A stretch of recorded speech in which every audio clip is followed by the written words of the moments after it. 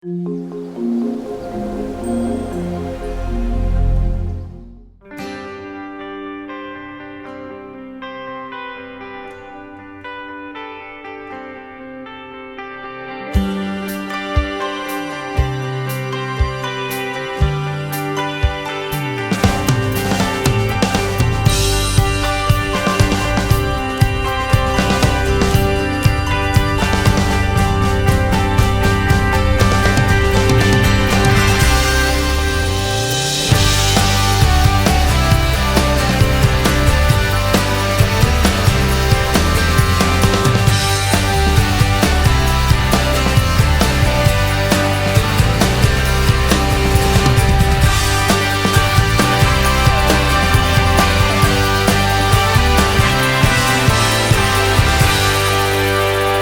Hornets! Hey Gators! Today we are going to do a video that's not a tour, not even truly a DIY or tutorial, but like a challenge. Yeah, it's a challenge. Who doesn't love a good challenge? Especially when it's between us. So, you know this weekend is Mother's Day. And we both wanted to make our moms something special. Yes. But what to make them? If only we taught floral design. Who would have thought? But we do. So we're going to make them arrangements. And today we're featuring carnations. What? Incarnation. And we're going to make arrangements. And we'll give you some footage of how we're doing that so you can see the different ways. Every florist does their own thing in their own unique way. And then at the end, we will post pictures. And on our Instagram, should we tell them about our Instagram? Yeah, probably. That might be good. We have a Instagram account. A joint one. Yes, we share it. It's United by Ag _Liebeck Norton. So it's almost like the title of the series. Okay. And you can follow along with our stories because we're not together all the time, even though it seems like it. So when we're apart, doing different things. You get to see individual stuff. Yes, and you can see what we're doing in between the videos because we only post one video a week. So you'll get to see, and we can't wait because we think it'll be a great place to like share comments back and forth between you guys. Maybe a little bit. We have a different theme every day. Yes. So. Okay, so Mr. Liebeck and I just got back from purchasing our flowers, and as you can see, our bundles are relatively similar because that's the only way to keep this contest fair. So we both have some eucalyptus and a variety of greens. And then we both have hydrangea bundles. And then we obviously both have our carnations because what in carnations? So there's Mr. Liebeck's carnations and mine. And then he went with roses and I went with mums. With mums, yep, thank you. And then we both have like kind of a version of a daisy. I think those are a daisy. Aren't they a daisy? I don't know. You know? They were with me. There's going to be a tag. Gerber mini daisies. Oh. Oh, these moments, guys, you can't make them up. You can't screw. So now that we've looked at our flowers, and here's our supply table. We're going to share Baby's Breath. Neither of us are huge Baby's Breath fans, so we just got one to share. We wanted solid Dago, but they didn't have any. Yeah, dang it. Some different wires, some different ribbons, our floral foam, and our matching containers. So now that we see our supplies, how does this work, Mr. Liebeck? We need to soak our oasis. I meant the challenge. Oh. So what we're gonna do is we're gonna each create a arrangement using our flowers. We might share a little here and there. Yeah. And one of them is for Mama Norton, and one of them's for Mama Liebeck. And at the end, we'll have a voting, and you guys can vote for your favorite one. And the loser of our challenge has to buy the winner lunch on one of our mini adventures. That sounds fair. Right? Okay. Sounds fair. Yeah. So let's soak our foam. What you doing? I am putting plant food in our containers of water for our flowers. Why? Because it keeps everything fresh and clean looking. You don't want frumpy dumpy flowers for Mother's Day. Okay, good. Mm-hmm. Yep. I'm gonna use the same plant food actually if you wanna give me that cup. And our sink is full of water. And so before we soak our bricks of foam, we've got some extra foam. Sometimes you mess up and you just have to start over. I'm gonna sprinkle actually that same plant food in our water and let it dissolve and mix in, because then when our bricks of wet floral foam soak up water, what it does is once our flower stems are pushed in the foam, that is how our plants keep drinking and eating, and it keeps them alive longer because it's only Thursday. So these arrangements have to make it to Mother's Day for us. So when you put your foam in, you're gonna put it in and you're not gonna push it, because then the core of the foam does not get wet. You're gonna let it sink, and once it's fully submerged, you're gonna let it sit for 2 to 3 minutes, and then you know the foam is wet, not only on the outside, but on the inside where the stems are. If it's dry on the inside, your flowers don't get water and food, so they die really quickly. What's the purpose of floral foam? Floral foam, so other than feeding and watering our flowers, see how it's just doing its own thing naturally? And that one's a little bit behind. In addition to feeding and watering our flowers for us, the foam also makes it so you have a little more control of where your flowers sit in the arrangement, giving you better designing abilities. So just because this one looks like it's completely wet, probably if we cut it open, the core would not be wet. So we're gonna wait 2 to 3 minutes on that one, and 2 to 3 minutes on this one because it is caught up. Why are you cutting your flower stems? Because whenever you get fresh cut flowers from the grocery store, the wholesaler, whoever, you're gonna wanna clip them all at a 45-degree angle to maximize uptake. And a lot of times they clip them and they kind of scab over a little bit, and you just want them to be as fresh as possible. So clipping them again allows the water and everything to uptake better. And you have to do a 45-degree angle, because if it wasn't an angle, the stem would sit flat on the bottom of the bucket. And it maximizes the water uptake. And it couldn't take it up. Yep. Yes. Okay, we're gonna get our buckets ready and our workstations ready. And so see, if you look right here, they're kind of moldy, kind of not moldy, but they're kind of slimy and kind of gross looking. And the bottoms are all dried out. Yeah, so you just want to give them, I'm going to cut a little more. Cut a little more off of these. And I'm going to cut them again, but see, look at. But we purchased these plants and then we went and got lunch, and so they've sealed off the bottoms a little bit. So it's important to do this, even though we're going to be sticking them in arrangements in a few minutes. Exactly. We want them to hydrate. Good. We're bucketed. Ooh. Beautiful. And that's been 2 to 3 minutes, right? Yes. So our foam is done. Our foam is done, but before we put our foam in our beautiful matching containers, we're gonna line them with saran wrap, because as cute as they are, they're dollar store finds. And we suspect they may leak. Now the dollar store though, guys, has floral tape, ribbons, containers. It's actually not a bad place to practice floral, especially with all their silk flowers.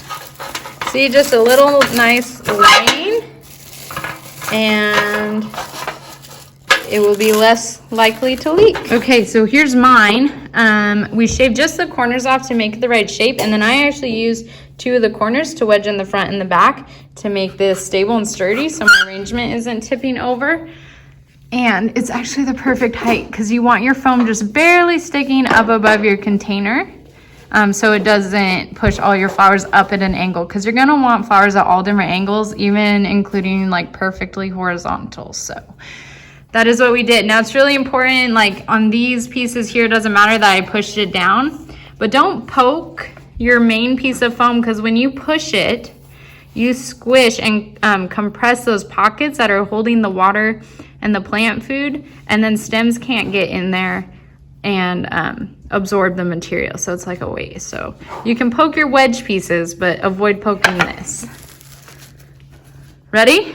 Let's do it. Mr. Liebeck already tried to cheat. I went to get started and he had my shears. Okay, so I started with my hydrangea, and I thought that, you know, I wanted it to be balanced. So I definitely kind of trimmed some of it off so it wasn't just like a poof ball. And I kind of liked how it looked on the ends. And I may add some of these little guys later, but for now, I am sticking with them on the ends. So here's my first step. I started with my greens. Unlike Mr. Liebeck, I am like, I like structure and steps, and I almost always follow the same steps no matter what kind of arrangement I'm working with or what kind of product. So I always start with my greens, and the first thing I do is I put this layer of greens that goes horizontally around, because then I feel like it gives me a border. I'm not going to want to go much further than this border. And then I also take one stem of this eucalyptus and put it right in the middle, because then that gives me kind of like my top line. And now I know all my flowers are going to try to be in this frame I created for myself. I don't want to overwhelm it with greens yet because I have all these flowers to go. So it's kind of like a skeleton. And now I'm going to add all the meat and muscle to it. All I did was just chop up my eucalyptus into like these smaller chunks. I don't care if it's perfect. Some in here have little nicks or little marks, and when it's all said and done, all it does is add texture and variety, so they don't have to be perfect. I'm probably going to put in maybe like 2 angled pieces to help me keep it round. I'm gonna go for a round arrangement that can be seen from all sides, because these adorable containers have the flower and garden marking on both sides, so it doesn't have to be one-sided. So I'll let you know when my next step is done. And so once I got my hydrangea in there, I kind of like to build kind of the shape of the arrangement. So I put my round flowers in next, and as you can see, I put the roses, the pink roses, kind of in kind of a line, like a curved line. And then I put my orange roses kind of in front at an angle. And then I put my Germinis. I put the Germinis kind of between those. And I like to kind of do my main flowers in, and then I like to fill kind of some gaps.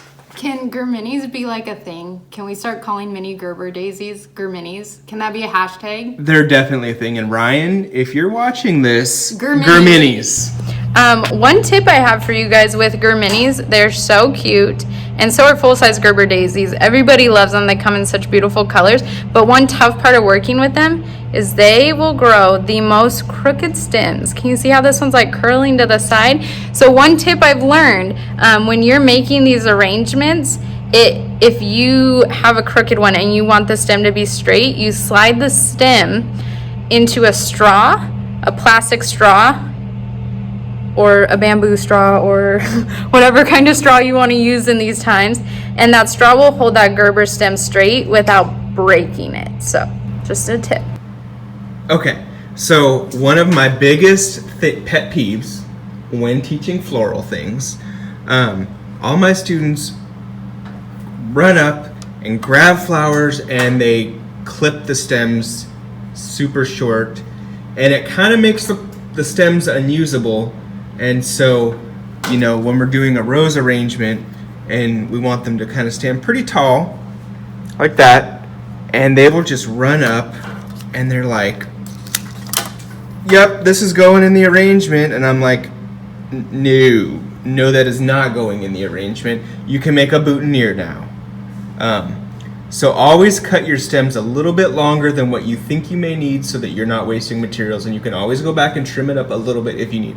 But size it up, trim it, make sure it works for you, and if it needs to be shortened, you can always shorten it, but always cut them first.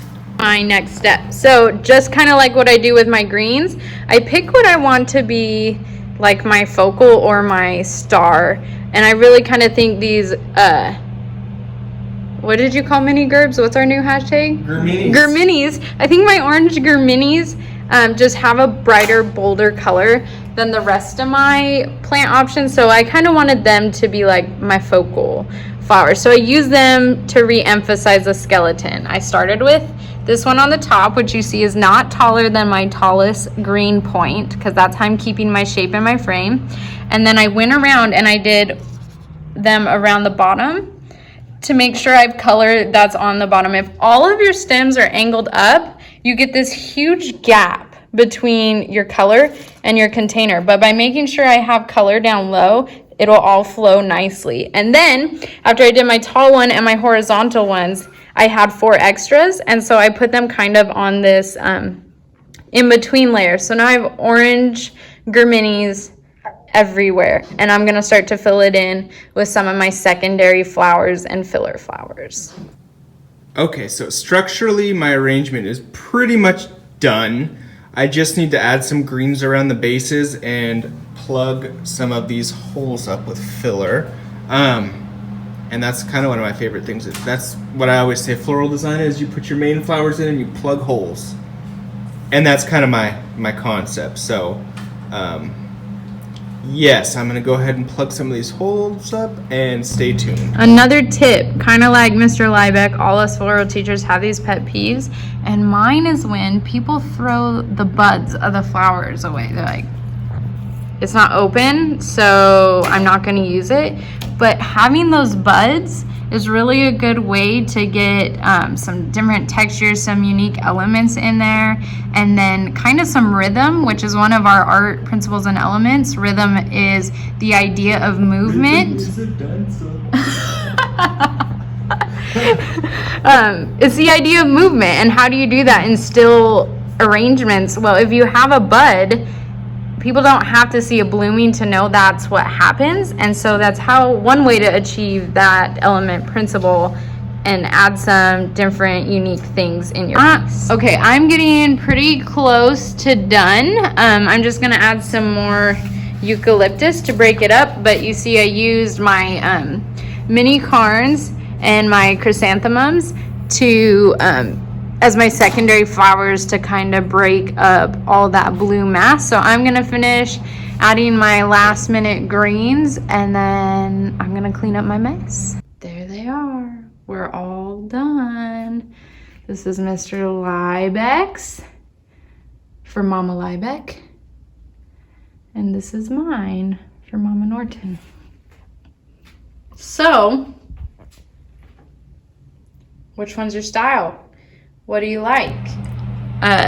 Thanks for making arrangements with me today. We had so much fun making these arrangements We today. really did. We always do. I think Mama Liebeck's gonna love yours. And I think Mama Norton is gonna love hers as well. Can't wait to give them to our moms. We're the best kids ever, really. I mean, The oldest always are. Can our siblings even compete? They can't. They can't. They really can't. They can't.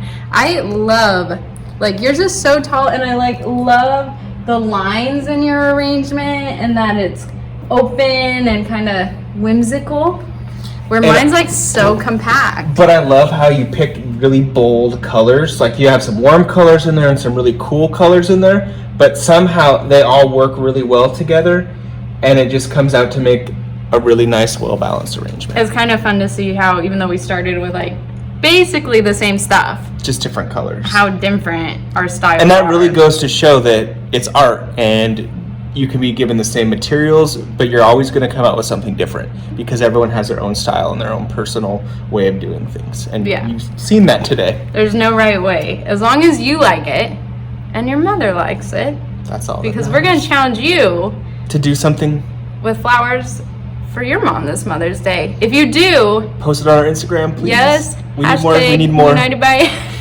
we need more traffic on there. This is our desperate plea. But otherwise, don't forget to subscribe to our YouTube channel. And like, comment, let us know what you think. If you want to see something in particular, just talk to us in general. We're so desperate. Desperate. Okay, let's stop. Okay. Till next time.